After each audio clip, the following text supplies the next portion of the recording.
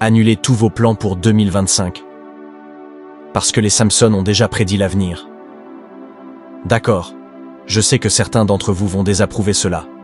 Mais j'ai décidé de demander à ChatGPT quelle prédiction des Simpsons allait se réaliser en 2025, et la liste qu'il m'a donnée m'a surpris. En particulier la première prédiction. Avant de dévoiler cette liste, laissez-moi vous montrer ce que les Simpsons ont déjà prédit. Pour être honnête, j'avais sous-estimé à quel point ils avaient eu raison à de nombreuses reprises.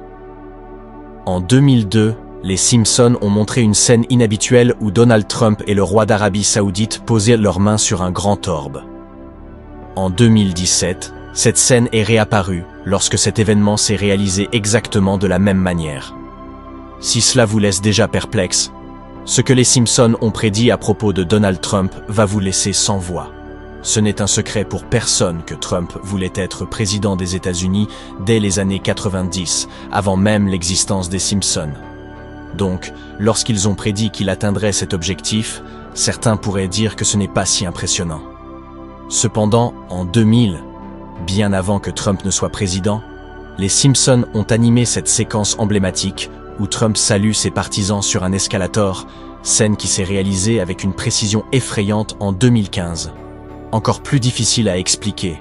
Souvenez-vous, cet épisode a été écrit en 2000. On y voit Homer rétrécir et grimper dans les cheveux de Trump, où il découvre un panneau indiquant Trump 2024.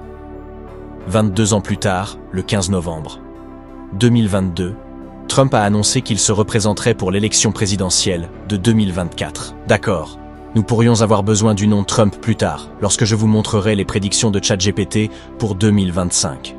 Mais d'abord, laissez-moi vous montrer d'autres incroyables coïncidences entre les Simpsons et la réalité. Avez-vous déjà entendu parler de la particule de Dieu?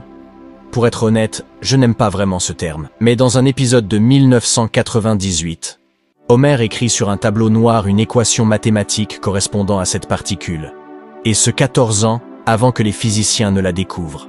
Suis-je le seul à penser que cela donne une nouvelle dimension à l'expression « on n'aurait même pas pu l'inventer ». C'est officiel. Shakespeare avait raison, le monde est une scène. En 1995, les Simpsons ont montré un paysage londonien avec Big Ben, le Tower Bridge, et, à l'endroit exact où il serait construit plus tard, The Shard. Juste pour vous préciser, The Shard n'a été construit qu'en 2012. Ensuite, en 1992, la série a imaginé un traducteur pour bébé, qui a été réellement inventé en 2013. Regardez maintenant ce clip très attentivement. En 1998, les Simpsons ont montré le logo emblématique de 20e siècle Fox.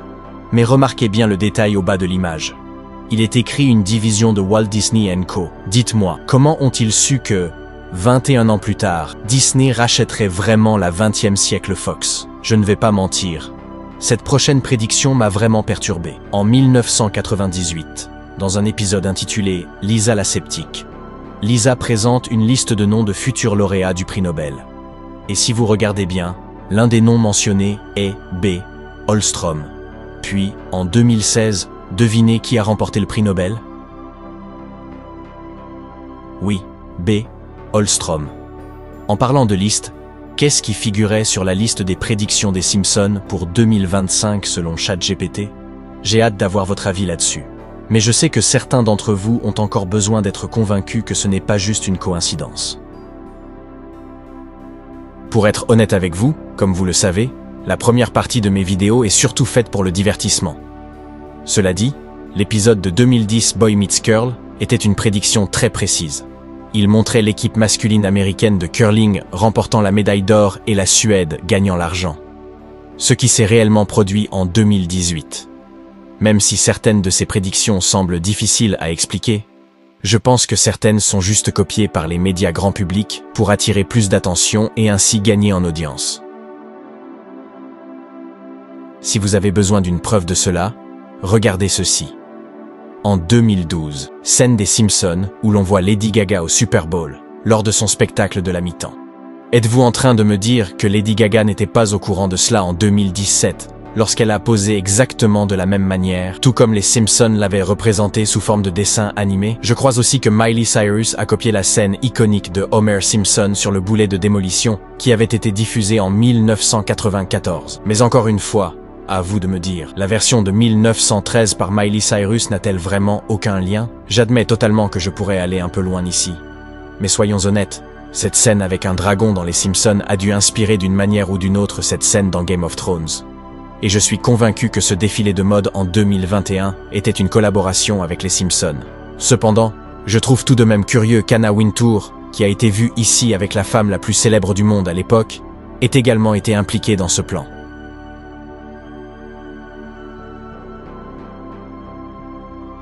Bon, êtes-vous prêts? Voici la liste des prédictions des Simpsons que ChatGPT prévoit pour 2025. D'ailleurs, j'espère que cela va sans dire, mais je ne prétends en aucun cas que ces événements vont réellement se produire. Même ChatGPT lui-même a dit qu'il ne s'agit que de pure spéculation. Donc, sans plus attendre, voici la première prédiction. 1. Ivanka Trump, la fille de Donald Trump, exprimera son intérêt pour se présenter à l'élection présidentielle de 2028. Exactement comme dans un épisode de 2016 où Homer Simpson porte un badge indiquant Ivanka 2028. 2. Big Ben, l'horloge la plus emblématique du monde, passera au numérique. Cela a été montré dans un épisode de 1995 intitulé Lisa's Wedding. 3. Un traducteur pour animaux de compagnie ultra sophistiqué arrivera en 2025, permettant aux propriétaires de communiquer avec leurs animaux. Cela rappelle un épisode de 2004 intitulé Pearly Riders, où le professeur Frink invente un appareil capable de traduire les pensées d'un chien en paroles. 4. Un appareil de maquillage automatique sera disponible sur le marché. Dans un épisode de 1996, Homer évoque une invention qui applique du maquillage en 1 seconde.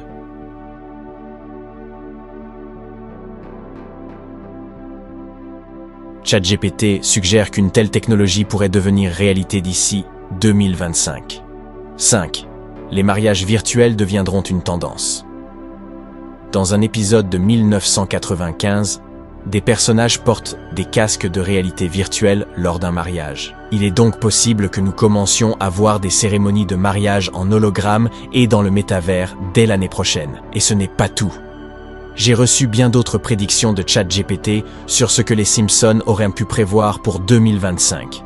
Des voitures volantes, la colonisation de Mars, la fermeture de toutes les bibliothèques transformées en centres de support technique, ou encore un parc d'attractions entièrement géré par des robots. Il y en avait beaucoup d'autres, mais encore une fois, ce ne sont que des hypothèses, juste pour s'amuser. Soyons honnêtes, si une série produit suffisamment d'épisodes et couvre un large éventail de sujets, certaines prédictions finiront bien par se réaliser. Cependant, j'admets que certaines de ces coïncidences sont si troublantes qu'on peut se demander ce qui se passe vraiment. Mais cette prochaine partie de la vidéo est très importante, alors vous voudrez peut-être y prêter attention. Voyez-vous, il existe une liste de prédictions, ou plutôt de prophéties, qui se sont réalisées avec une précision stupéfiante. Alors la question doit être posée. Quelle est la source de ces prophéties précises? Eh bien, c'est la parole de Dieu, la Bible. Saviez-vous qu'il existe 351 prophéties précises sur le Seigneur Jésus-Christ? Ces prophéties ont été écrites des milliers d'années avant que Jésus ne vienne sur terre, et pourtant chacune d'elles s'est accomplie. Alors, aimeriez-vous en entendre quelques-unes? Je vais vous en partager 18, et je pense que vous serez bien plus impressionnés par celles-ci que par les prédictions des Simpsons. Prédiction 1. La dernière scène a été prophétisée dès Genèse 14:8, et s'est accomplie dans Matthieu 26:26, lorsque Jésus a rompu le pain et partagé le vin avec ses disciples. 2. Aucun os ne serait brisé lorsque le Seigneur Jésus-Christ serait crucifié. Cela a été annoncé dans Exode 12:46 et s'est réalisé dans Jean 19:30 et 1:36. 3. Le sacrifice du Messie devait avoir lieu en dehors de la ville, hors du camp. Cette prophétie a été faite dans Lévitique 4:12 et s'est accomplie dans Matthieu 27:33. 4. Le Messie parlerait en parabole, comme écrit dans Psaume 78:4, et cela s'est réalisé dans les évangiles, notamment dans Matthieu 13:10-15, où Jésus explique pourquoi il utilise les paraboles.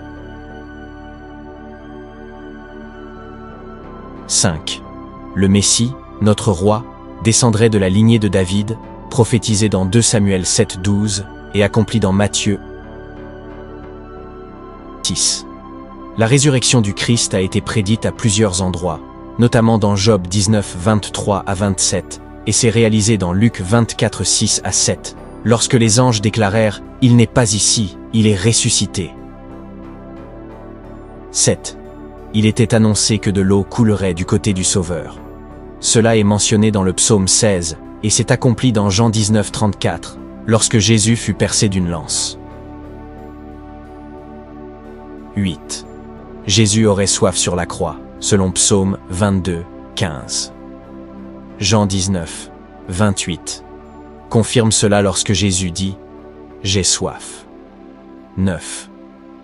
Les mains et les pieds du Messie seraient percés, prophétisé dans Psaume 22, 16, et accompli lorsque Jésus fut crucifié, comme le rapporte Jean 19, 34 et 37. 10. On tirerait au sort ses vêtements, prophétisé dans Psaume 22, 8 et réalisé dans Jean 19, 23 à 24, lorsque les soldats se partagèrent les habits de Jésus en tirant au sort. 11e. Ses amis se tiendraient à distance, selon Psaume 38, 1, et cela s'est accompli dans Luc 23, 49, où ses disciples observèrent de loin. 12. Le Seigneur Jésus-Christ serait trahi par un ami, et non par un ennemi, prédit dans Psaume 55, 12 à 14, et accompli dans Jean 13, 8, lorsque Judas Iscario trahit Jésus. 13. Le Messie recevrait du vinaigre à boire, prophétisé dans Psaume 69, 21, et accompli dans Matthieu 27, 34, où Jésus reçoit du vinaigre mêlé à du fiel sur la croix. 14. Le Messie porterait la peine des péchés de l'humanité, annoncé dans Ésaïe 53, 5, et réalisé dans 2 Corinthiens 5, 21, où il est dit que Jésus est devenu péché pour nous, afin que nous héritions de sa justice. 15. Le Messie serait enterré dans le tombeau d'un homme riche, comme annoncé dans Ésaïe 53, et accompli dans Matthieu 27, 57, où Joseph d'Arimathée, un homme riche, offrit son tombeau à Jésus. 16. Le roi promis entrerait dans la ville monté sur un âne, prédit dans Zacharie 9, 9, et accompli dans Jean 12, 12, 13, lors de l'entrée triomphale de Jésus à Jérusalem. 17. Le Messie naîtrait à Bethléem, prophétisé dans Michée 5, 2, et accompli dans Matthieu 2, 1 à 6, qui raconte la naissance de Jésus dans cette humble ville. 18. Le Messie serait trahi pour 30 pièces d'argent, annoncé dans Zacharie 11, 12, 13, et réalisé dans Matthieu 26, 14, 15, où Judas accepta de trahir Jésus pour ce montant exact.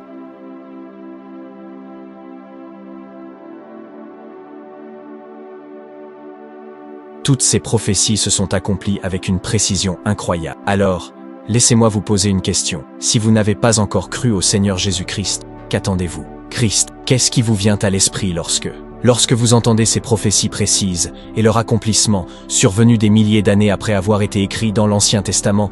Amis, écoutez-moi bien maintenant, car je veux revenir sur l'une de ces prophéties. Ésaïe 53, 6. Nous étions tous errants comme des brebis, chacun suivait sa propre voie, et l'Éternel a fait retomber sur lui l'iniquité de nous tous. Ne voyez-vous pas que c'est exactement ce dont il s'agit avec la croix? Jésus-Christ a échangé sa place avec nous. Nous sommes condamnés. Nous avons suivi notre propre voie. Nous avons voulu prendre les rênes de nos vies, choisir nos propres péchés, aimer nos propres chemins. Et pourtant, Jésus-Christ nous a poursuivis. Ce berger plein de douceur est parti à notre recherche, car nous sommes ses brebis perdues. Il a laissé les 99 brebis pour aller chercher celle qui s'était égarée, celle qui a voulu faire sa propre volonté. Il a retrouvé cet agneau, l'a porté sur ses épaules, et a dit « Je vais le sauver ». Voyez-vous, le Seigneur Dieu vous aime infiniment. Il connaît tout de vous. Mais la vérité est la suivante. Nous méritons d'être envoyés dans un lieu de ténèbres extérieures, car nous avons péché contre un Dieu saint. Peut-être me direz-vous « Joe, tu es sérieux? Je ne mérite pas d'aller dans cet endroit dont tu parles. Je ne suis pas une mauvaise personne comme celle qu'on voit à la télévision. J'ai seulement commis quelques erreurs. » Mais alors, essayez de dire cela à un capitaine de navire. Dites-lui qu'il y a juste un tout petit trou dans son bateau. Pensez-vous qu'il pourra se détendre? Non, bien sûr que non. parce qu'il sait que même un seul petit trou peut faire couler tout le navire au fond de l'océan. Ainsi, un seul péché est suffisant pour nous empêcher d'entrer dans le ciel parfait. Si nous entrions au paradis avec nos mensonges, notre orgueil, nos péchés, notre médisance, nous gâcherions ce paradis parfait, tout comme nous avons déjà gâché la terre sur laquelle nous vivons. Nous avons fait un désordre. Vous le savez bien. Alors, Dieu doit traiter notre péché. Il doit le laver, l'effacer. Voyez-vous, le Dieu de la Bible n'est pas comme d'autres dieux ou d'autres religions. Le vrai Dieu, l'unique Dieu, ne peut pas ignorer le péché. Il ne peut pas simplement l'oublier, ni détourner les yeux. Non, le péché doit être traité. Il doit être effacé, enseveli au fond de l'océan, comme dit la Bible. Et c'est cela, la croix. Là, le Fils de Dieu a été transpercé pour nos fautes. Tous nos péchés ont été placés sur lui. Il est mort à notre place, payant le prix, effaçant notre dette, afin que cette dette soit annulée, effacée, lavée, et que nous puissions être purs aux yeux de Dieu.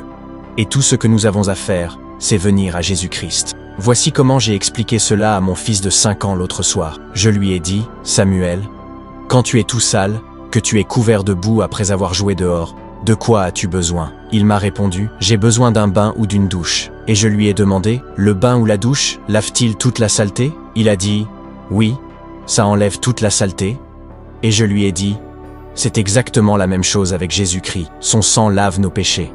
Il frotte nos âmes et les rend pures. Et parce qu'il est ressuscité d'entre les morts, parce qu'il est sorti du tombeau, nous avons cette certitude que lorsqu'il dit « Tes péchés sont pardonnés », c'est vrai. Il veut te sauver et te donner la vie éternelle. Je vais te relever au dernier jour et t'emmener au ciel. Quand Jésus dit cela, nous pouvons lui faire confiance, car il est celui qui a vaincu la mort.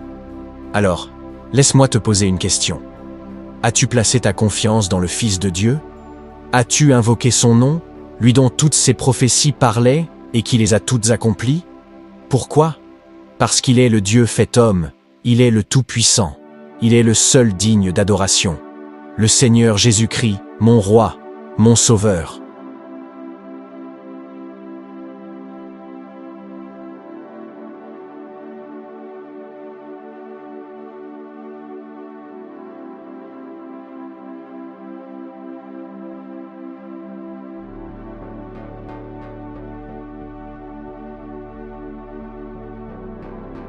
Au fur et à mesure que vous grandissez et mûrissez en tant que chrétien, il viendra un moment où vous devrez croître dans votre connaissance. La Bible dit « Mon peuple périt faute de connaissance ». Un manque de connaissance est une chose dangereuse. Et voici pourquoi c'est si dangereux. C'est dangereux parce que cela signifie que vous êtes dans un combat sans armes, sans vision. La vie chrétienne, pour être clair, est un combat. C'est ce qu'elle est. C'est pourquoi il nous est dit de combattre le bon combat. C'est pourquoi nous sommes informés que nous luttons contre les principautés. C'est pourquoi la Bible dit « Celui qui persévérera jusqu'à la fin sera sauvé ».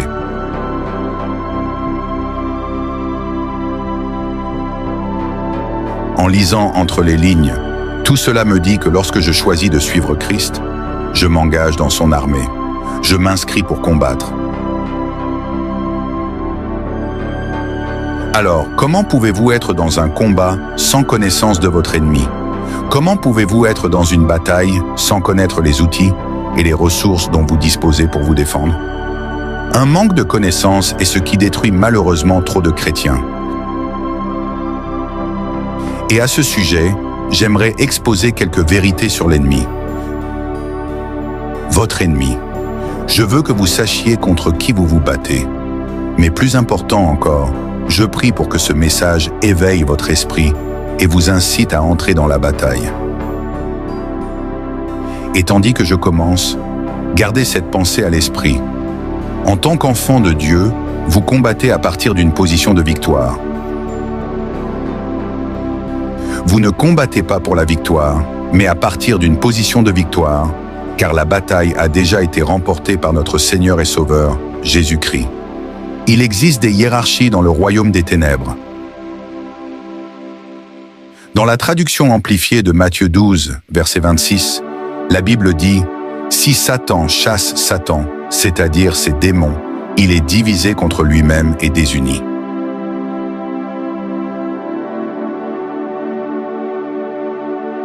Comment donc son royaume subsistera-t-il?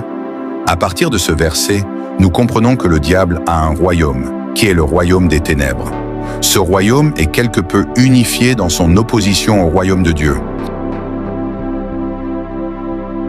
Enfin, dans le royaume des ténèbres, comme dans tout royaume, il y a un pilier de pouvoir, il y a une chaîne de commandement, il y a des rangs dans un royaume.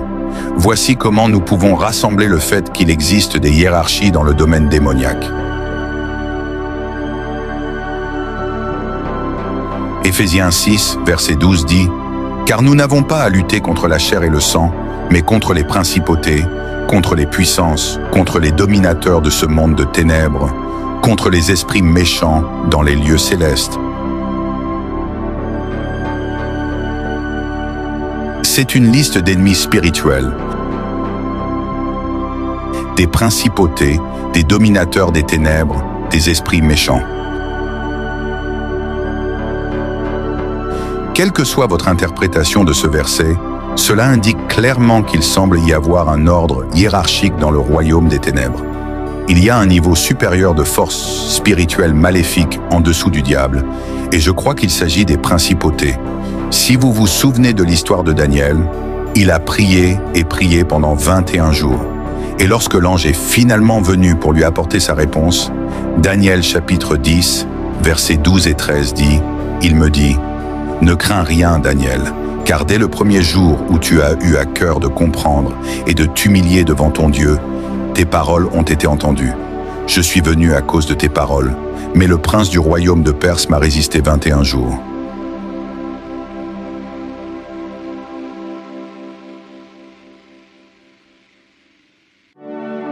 Et voici Michael, l'un des principaux chefs, est venu à mon aide, car j'étais retenu là auprès des rois de Perse.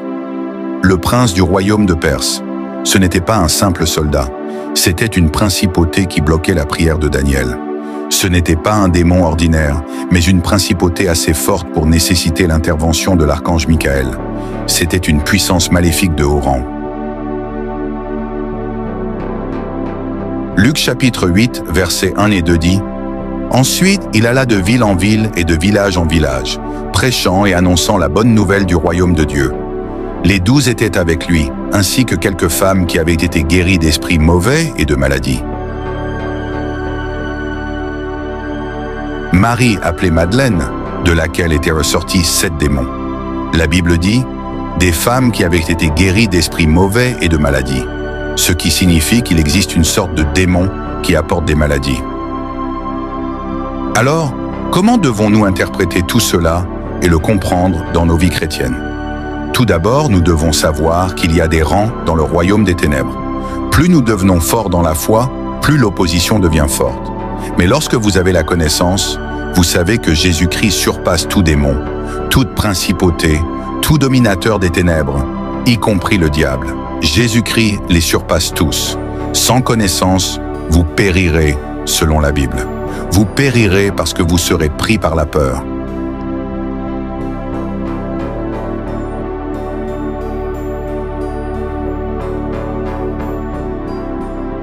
Et la peur n'entre que parce que vous avez exclu Jésus-Christ de l'équation. Bien sûr, vous aurez peur à l'idée de combattre des principautés malfaisantes seuls. Bien sûr, vous serez effrayé à l'idée de combattre des démons seuls. Mais lorsque vous avez la connaissance, vous n'aurez pas peur. Quand vous avez la connaissance, vous ne périrez pas.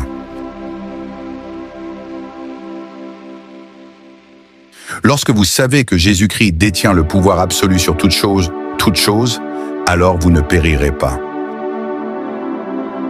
Lorsque vous savez que Christ surpasse le membre le plus haut placé du royaume des ténèbres, alors vous éliminez la peur. C'est pourquoi il est si important de connaître la parole de Dieu. Car la Bible dit, dans Jacques chapitre 2, verset 19, « Tu crois qu'il y a un seul Dieu, tu fais bien.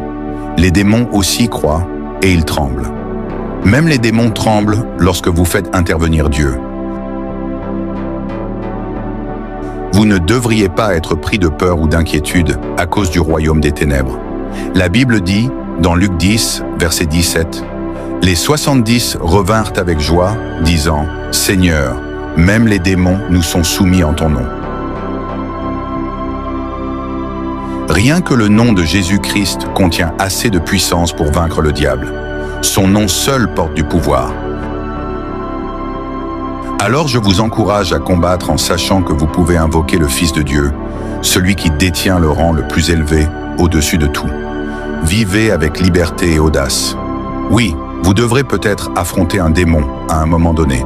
Vous devrez peut-être combattre un dominateur de l'iniquité à un moment donné. Mais si Dieu est pour nous, qui sera contre nous? Même le diable lui-même est un ennemi vaincu. Je voudrais terminer avec quelques mots de combat. Le verset que vous devriez connaître en combattant ce bon combat de la foi.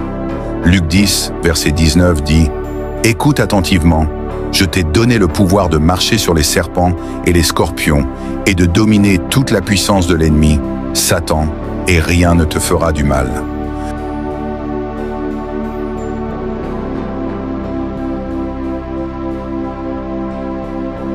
Nous avons l'autorité par le nom de Jésus-Christ. Nous avons l'autorité par le sang de Jésus. Grâce à la foi, cette autorité est ce que nous devons exercer. Et c'est ce genre de connaissance que nous devrions avoir. Les portes de l'enfer ne peuvent pas prévaloir. Elles ne prévaudront pas parce que nous avons la connaissance. Nous avons la connaissance de l'autorité qui nous est donnée par Christ. Nous savons que nous sommes remplis du Saint-Esprit pour vaincre le diable. Nous savons que Dieu a des anges qui nous entourent. Il y a une protection divine autour de vous et de moi, en tant qu'enfants de Dieu. Dans Apocalypse, chapitre 12, verset 12, il est dit « C'est pourquoi réjouissez-vous, cieux, et vous qui habitez dans les cieux. Mais malheur à la terre et à la mer, car le diable est descendu vers vous, animé d'une grande colère, sachant qu'il a peu de temps. »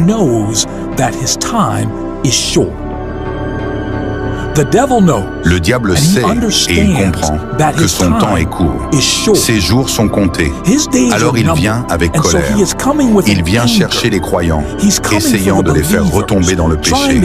Il vient pour ceux qui sont en feu pour Dieu, essayant de les amener à un état de tiédeur.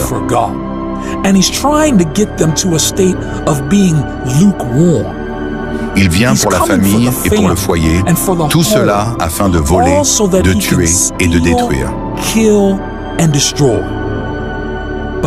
Mais la Bible dit, quand l'ennemi viendra comme un fleuve, l'Esprit de l'Éternel dressera une bannière contre lui. Cela signifie que si le diable essaie de submerger votre vie, alors, au nom de Jésus, les portes de l'enfer ne prévaudront pas. Quel que soit le flot, Dieu élèvera un étendard contre lui. Vous avez un libérateur en Jésus. Vous êtes sur un terrain élevé lorsque vous restez dans la présence du Seigneur. Vous avez une défense en Jésus, une forteresse impénétrable, et aucun flot du diable ne peut vous atteindre.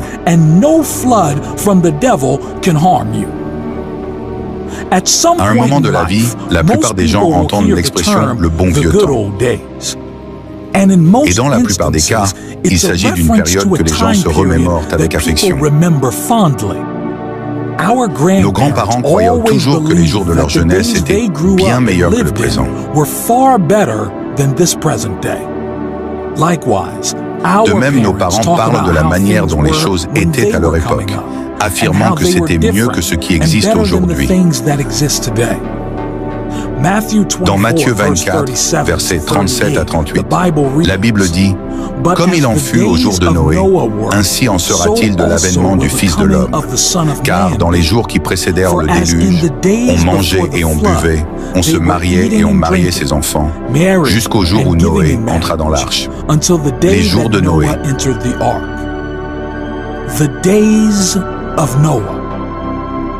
De génération en génération, diriez-vous que la société dans son ensemble s'est améliorée moralement et spirituellement depuis l'époque de Noé? Ou diriez-vous que la société a décliné moralement depuis ce temps? Pendant les jours de Noé, la Bible dit dans Genèse 6, verset 5, « L'Éternel vit que la méchanceté de l'homme était grande sur la terre, et que toutes les pensées de son cœur se portaient chaque jour uniquement vers le mal. »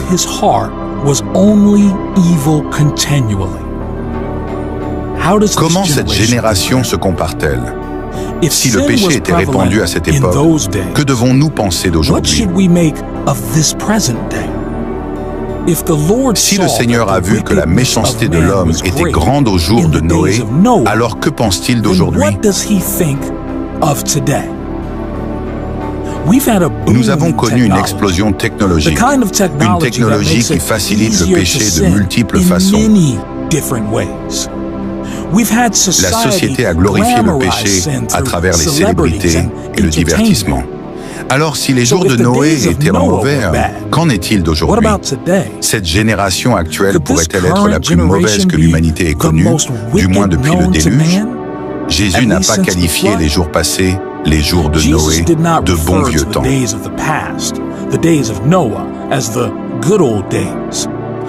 Mais au contraire, il s'est référé à cette époque comme un moyen de comprendre son retour.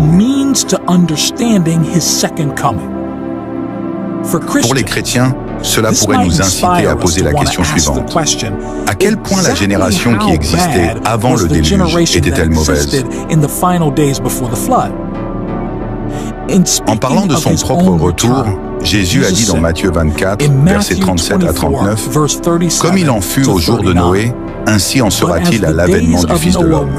Car dans les jours qui précédèrent le déluge, on mangeait et on buvait, on se mariait et on mariait ses enfants, jusqu'au jour où Noé entra dans l'arche. »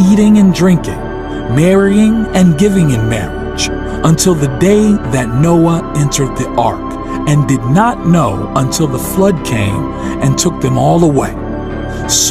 Ils ne se doutèrent de rien, jusqu'à ce que le déluge vienne et les emporte tous. Il en sera de même à l'avènement du Fils de l'homme. Jésus a voulu que ses disciples sachent que si nous pouvions discerner et comprendre les temps qui ont précédé le déluge, alors peut-être pourrions-nous discerner et comprendre la saison de son retour. Tout est une question de conscience. Avoir la lucidité de reconnaître que lorsque ces choses commencent à arriver, lorsque les gens deviennent à l'aise et commencent à repousser Dieu en dehors de leur vie, lorsque le péché et la méchanceté deviennent la norme, lorsque vous commencez à ressentir les douleurs de l'enfantement, alors vous savez que le retour du Christ est proche. Mais que se passait-il à l'époque de Noé? Comment était la situation avant la destruction de l'humanité? Le livre de la Genèse nous dit que le Seigneur se repentait d'avoir créé l'homme sur la terre et que cela le chagrinait dans son cœur. La Bible enseigne également que toute l'humanité était corrompue et que la terre était un lieu misérable. Dans Genèse 6, versets 11 et 12, il est dit « La terre était corrompue devant Dieu, la terre était pleine de violence. Dieu regarda la terre, et voici, elle était corrompue, car toute chair avait corrompu sa voie sur la terre. Toute chair avait corrompu sa voie. » Cela nous rappelle bien les descriptions que nous recevons aujourd'hui. All flesh had corrupted their way. Way up to those descriptions against the world today. Cependant, au milieu de tout ce qui se passait, Noé trouva grâce aux yeux de Dieu. Noé fut décrit comme parfait et juste dans sa génération. Il fut décrit comme un homme qui marchait avec Dieu, et à cause de cela, il fut sauvé. He was described as a man who walked with God, and because of this, he was saved. En ce jour et à cette époque, posez-vous la question. En tant qu'homme ou femme de Dieu, suis-je un Noé dans ce nouveau monde? Suis-je en train de marcher avec Jésus? Suis-je en train de pratiquer la justice? Ou bien est-ce que je me retrouve à m'asseoir et à dîner à la même table que ceux qui pêchent volontairement contre Dieu? Bien que l'intention de Dieu ait été de détruire le mal qui contrôlait les cœurs et les esprits de sa création, il n'avait pas l'intention d'anéantir toute sa création, raison pour laquelle il a sauvé Noé. Le cœur de Dieu a toujours été de réconcilier les pécheurs pour les ramener à un état de justice. Il veut que nous passions l'éternité avec lui. Mais trop souvent, nous ne prêtons pas attention à sa parole, qui nous dit comment vivre et à quoi faire attention en des temps comme ceux-ci.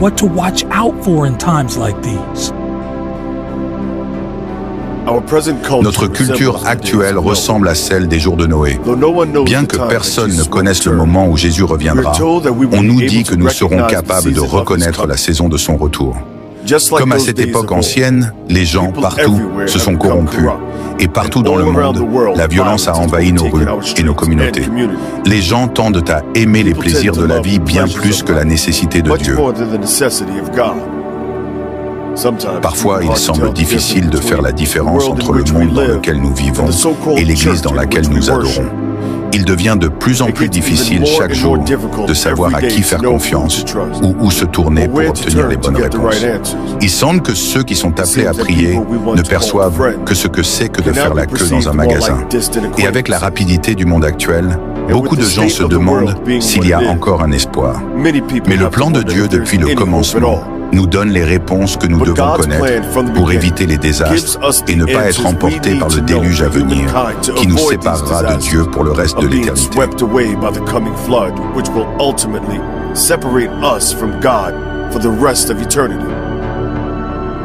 Dieu aimait tellement sa création qu'il nous a donné son Fils unique comme un sacrifice sans péché, assez puissant pour réconcilier le péché de l'humanité et la ramener à un état de justice, à l'état que Dieu désire pour nous, afin que nous puissions vivre dans un monde de paix future. We may struggle to find anyone in this world that we can trust to lead us to what is right. But there is one who will always lead us to the truth. You see, voyez-vous, nous ne pourrons jamais en faire assez.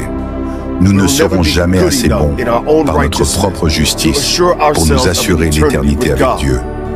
Mais il y a un seul dont la justice peut tout surmonter, y compris la faiblesse humaine. Et cet unique, c'est Jésus.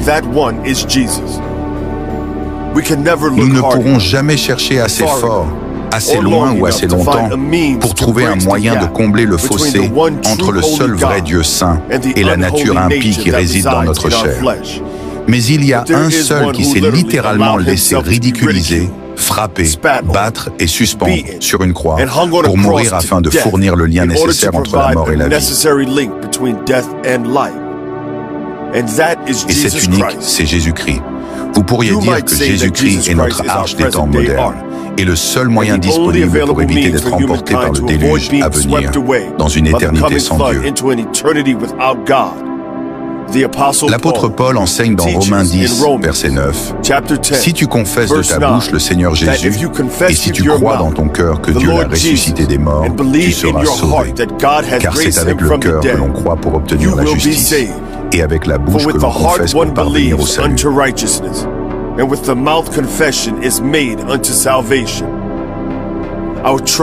Notre confiance, notre foi et notre confession en Jésus-Christ comme Seigneur et Sauveur est le seul chemin vers la sécurité éternelle, car sa justice est le seul voile qualifié pour couvrir les péchés de l'homme et nous réconcilier avec un Dieu saint.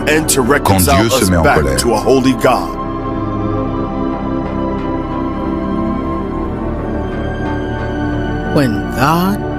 nous sommes tous réconfortés par l'idée que Dieu est éternellement aimant, ce qu'il est. Nous ressentons cette douce chaleur intérieure en lisant que Dieu est notre puissant protecteur, notre bouclier et notre défense. Et il est certainement tout cela.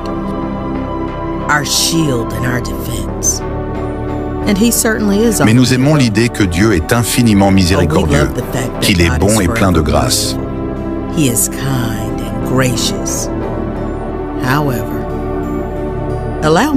Cependant, permettez-moi de vous dire ceci, monsieur. Dieu ne se laisse pas moquer. Souvent, nous pouvons délibérément désobéir, pensant que la nature de Dieu, sa nature aimante et bonne, fermera les yeux sur nos fautes. Cependant, ce n'est pas le cas. Dieu déteste le péché.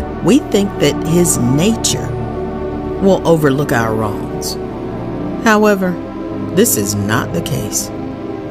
God hates sin. La Bible dit dans le psaume 5, verset 4, Car tu n'es pas un Dieu qui prenne plaisir à la méchanceté. Le mal ne peut séjourner près de toi. Il est un Dieu qui ne prend pas plaisir au péché. Il n'en tire aucune satisfaction. C'est pourquoi le salaire du péché, c'est la mort. Le Seigneur est trop juste et trop saint pour que le péché se tienne en sa présence. Il est trop pur pour cela.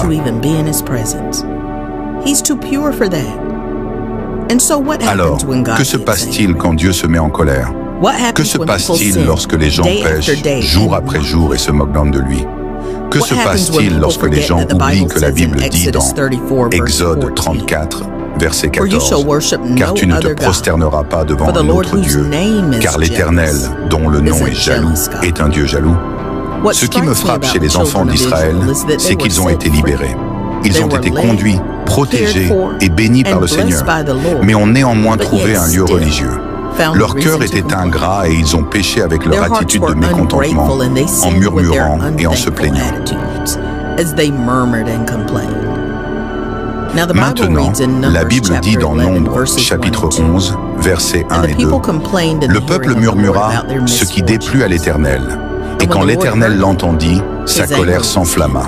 Le feu de l'Éternel s'alluma parmi eux et dévora l'extrémité du camp. Alors le peuple cria à Moïse, et Moïse pria à l'Éternel, et le feu s'arrêta. »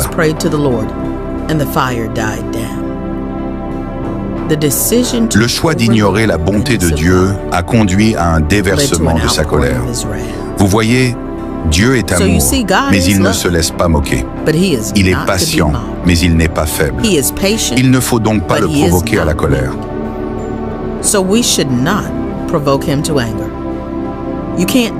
Vous ne pouvez pas le tromper ou penser que vous pouvez lui faire un tour.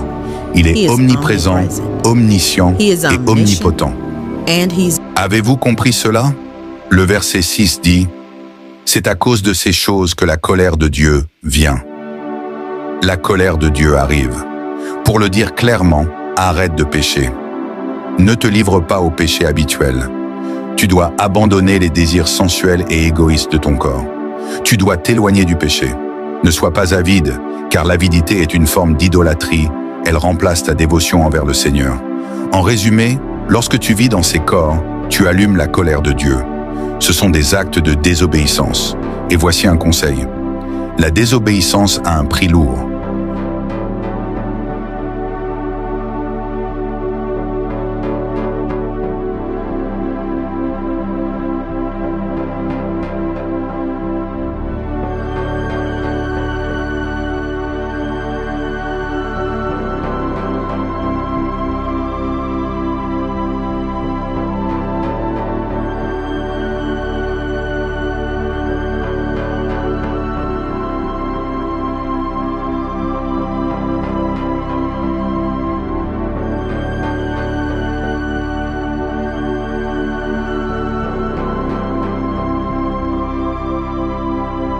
Jonas a désobéi à Dieu et il a été avalé par un grand poisson.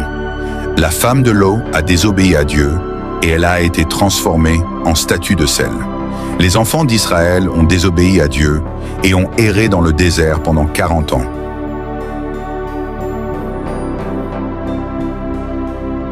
Quand tu choisis d'agir dans la désobéissance, tu déclenches la colère de Dieu. Alors, réfléchis à 2 fois avant d'agir. Réfléchis à 2 fois avant de rejeter l'instruction du Seigneur. Encore une fois, la Bible dans Colossiens chapitre 3, versets 5 et 6 dit « Faites donc mourir ce qui est terrestre en vous. » Ensuite, elle énumère les choses suivantes. Numéro 1, l'immoralité sexuelle. Numéro 2, l'impureté. Ensuite, la passion, les mauvais désirs. Et enfin, la cupidité, qui est l'avidité. Peut-on trouver l'une de ces choses dans ta vie? Vis-tu dans un cycle de l'une de ces choses? Si c'est le cas, repens-toi.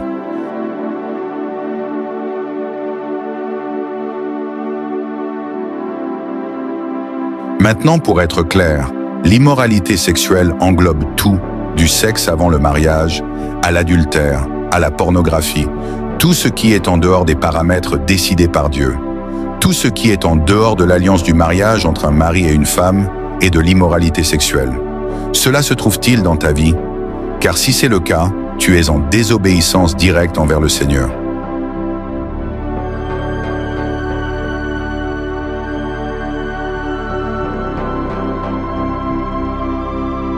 Deuxièmement, quand la Bible mentionne l'impureté, je crois que cela peut signifier tout ce qui est comparé à l'impureté, des pensées impures ou des actions impures, comme se mêler à des choses spirituelles sombres, telles que la sorcellerie et la divination. Peut-on trouver l'une de ces choses dans ta vie? Car si c'est le cas, tu es en désobéissance directe envers le Seigneur. Colossiens 3, verset 5, continue en affirmant que les passions et désirs mauvais, ainsi que l'avidité, font partie des choses que nous devons faire mourir dans nos vies. En tant qu'enfants de Dieu, nous sommes confrontés à des choix chaque jour. Choisis-tu de faire mourir ces désirs de la chair et de maintenir une norme pieuse ou pas? Nous devons faire le choix de maintenir la sainteté ou non.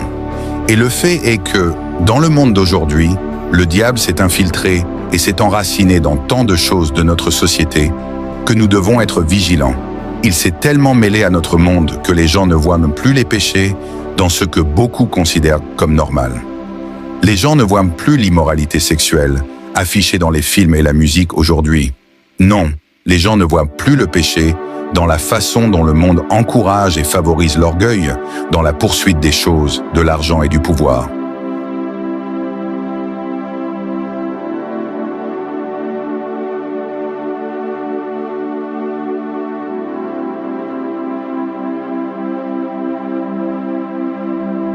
Le péché est devenu accepté comme la norme. Cela ne nous choque même plus de voir l'immoralité sexuelle à l'écran ou d'entendre de la musique qui blasphème. Le diable a réussi à s'infiltrer et à se fondre dans la société. Il a normalisé les choses qui nous entraînent au péché.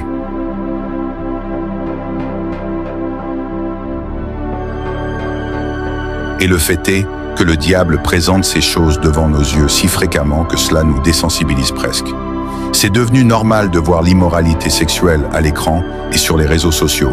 C'est devenu normal de poursuivre l'argent et les biens matériels. Cependant, ce qui est normal pour le monde va souvent de pair avec ce qui est péché.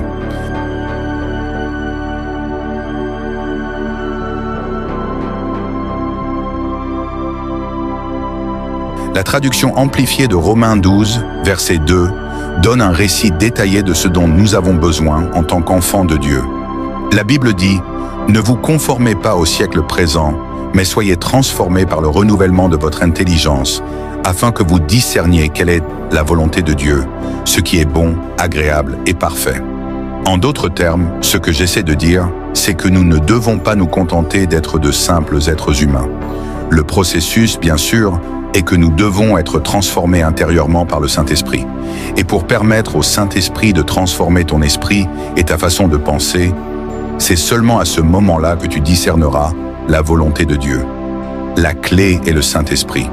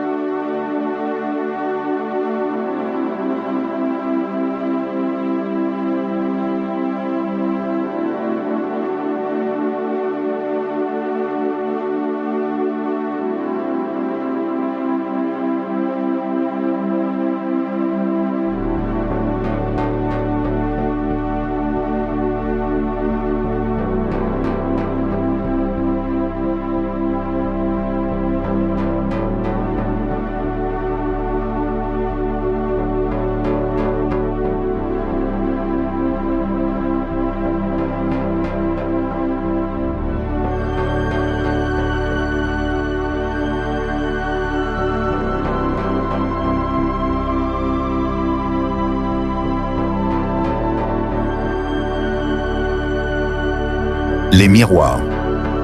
Nous regardons tous dans le miroir régulièrement. Peu importe que tu sois un homme ou une femme, tu pourrais être dans la meilleure forme de ta vie ou tu pourrais avoir une mauvaise journée avec tes cheveux. Il est probable que dans les dernières 24 heures, tu as regardé ton reflet dans le miroir. Tu as examiné ton apparence physique. Tu as observé les vêtements que tu portes. Tu as regardé ta nouvelle coupe de cheveux.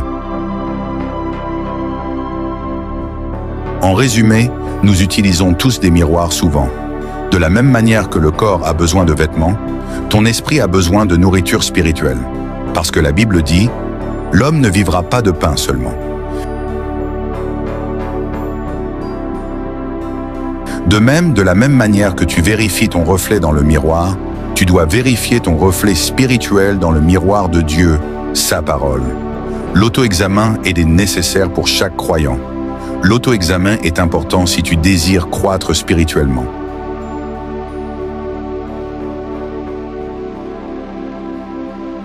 Faisons un court exercice. Si un miroir spirituel était placé devant toi en ce moment, que verrions-nous? Verrions-nous une attitude pieuse ou une attitude mondaine? Verrions-nous des taches de rancune et d'amertume? Ou te verrions-nous vêtu d'un vêtement de pardon, car toi-même tu as été pardonné? Si un miroir spirituel était placé devant toi en ce moment, que porterais-tu? L'armure complète de Dieu? Les amours et les plaisirs de sa parole? Nous devons prier pour que nos vies reflètent un caractère divin. Nous devons prier pour que nos vies reflètent Jésus-Christ.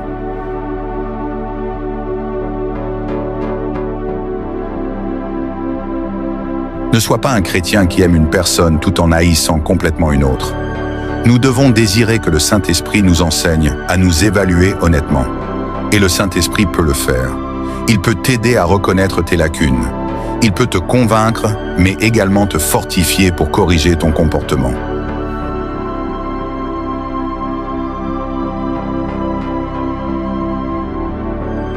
La vérité, c'est que nous ne pouvons jamais nous examiner pleinement sans l'aide du Seigneur. La raison en est que, en tant qu'humains, nous avons tendance à trouver des excuses. Nous avons tendance à prendre des libertés et à essayer d'expliquer nos péchés comme des erreurs, des faiblesses ou des incidents. Mais selon les normes de Dieu, selon les normes de la parole de Dieu, le péché est appelé péché. L'immoralité sexuelle est appelée immoralité sexuelle. L'orgueil est appelé orgueil. Il n'y a pas de petites erreurs ou de péchés moindres. La Bible nomme les choses telles qu'elles sont, et c'est par cette norme que nous devrions nous juger. J'aime le fait que David ait eu une telle volonté et un tel désir de dire « Sonde-moi, ô Dieu, et connais mon cœur. Éprouve-moi et connais mes pensées. »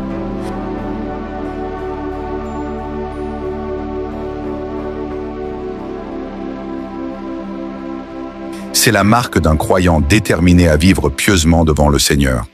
Lamentation 3, verset 40 dit « Examinons nos voies et sondons-nous et retournons à l'Éternel. » La Bible nous appelle à nous examiner nous-mêmes, pour que nous devenions de plus en plus semblables au Christ et de moins en moins comme le monde. Nous devons scruter nos vies, examiner nos actions et évaluer nos intentions.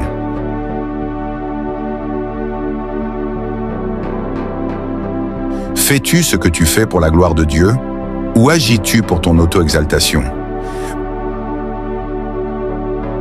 Première épître aux Corinthiens, chapitre 11, verset 28, dit « Que chacun s'examine lui-même, et qu'ainsi il mange de ce pain et boive de cette coupe. »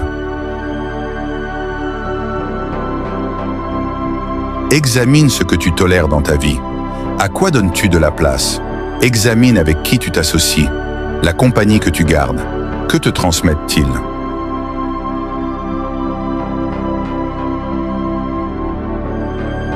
Quelle sorte de graines plantent-ils dans ta vie?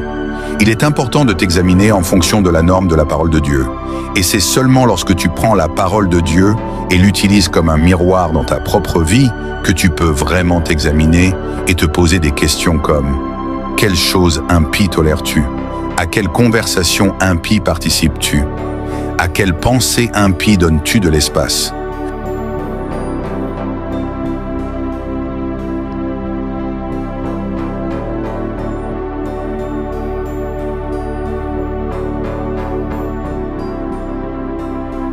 Tu vois, pour le monde extérieur, tu peux sembler plein d'enthousiasme pour Jésus-Christ. Tu peux paraître être le modèle du chrétien. Tu peux être un chrétien intelligent et pourtant te débattre toi-même. Tu peux témoigner de l'évangile de Jésus-Christ, mais encore lutter avec ta propre salut.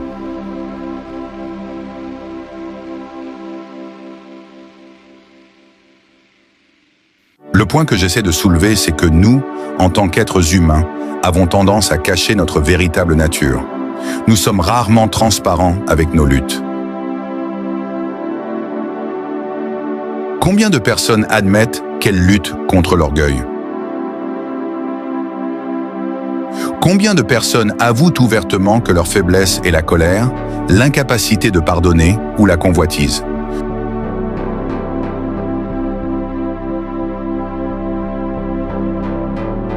Cependant, la Bible dit dans Proverbe 15, verset 3, « Les yeux de l'Éternel sont en tout lieu, observant les méchants et les bons. »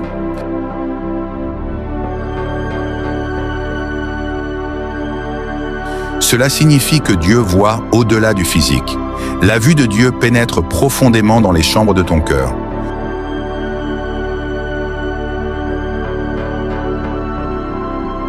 Nous pouvons tromper les gens et les amener à croire que nous allons bien et que nous sommes des chrétiens forts. Mais nous ne pouvons pas tromper le Seigneur.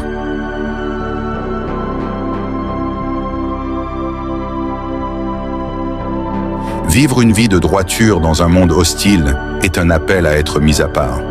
Tu commences à penser « Dieu est saint, donc je dois être saint. Je suis dans ce monde, mais je ne dois pas être de ce monde. » Vivre une vie de droiture dans un monde hostile signifie avoir une perspective céleste. C'est un engagement total, une dévotion totale pour courir la course, pour combattre le bon combat de la foi sans compromis. Vivre une vie de droiture dans un monde hostile signifie que tu as entièrement abandonné ta volonté pour que Dieu accomplisse la sienne. Alors laisse-moi te poser cette question. Pour quel royaume vis-tu? Il y a le royaume de Dieu et le royaume des ténèbres. Quel royaume désires-tu? De quel royaume es-tu serviteur? Aucun d'entre nous ne peut servir à la fois le bien et le mal. Aucun d'entre nous ne peut avoir un pied dans chaque royaume.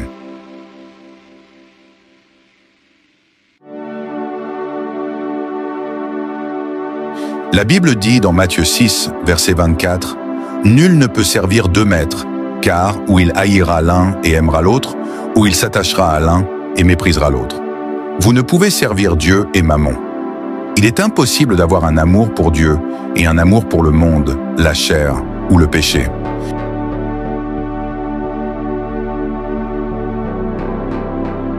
C'est parce que lorsque tu donnes ta vie à Christ, une régénération commence.